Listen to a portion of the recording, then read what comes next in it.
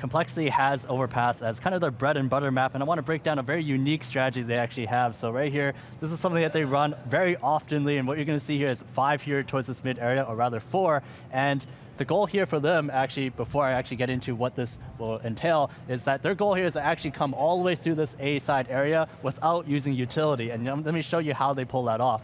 So the first thing you'll see here is that as they come in, you'll notice that when they pass here to cross towards this mid area, they make sure to kind of go as close as possible to this wall here and make sure not to cross this imaginary line here. And the reason why they do that here is so that just in case there's an opper who's posted up towards this bathroom's position right about here, if he's posted up there, he's not going to be able to see them. You'll see here that if there's an opper here, he won't be able to see them because of the angle of the wall.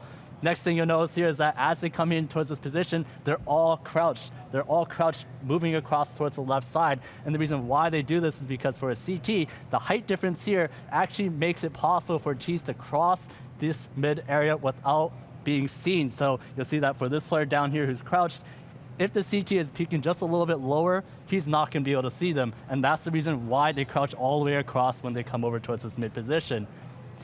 Once they get here towards this bathroom side, closer towards the entrance, you notice that they pass along this left side here. And once they're here, you'll see that the reason why they do this is because for an opera who's posted up on connector, the only way for him to be able to see them is if he peeks along this right side.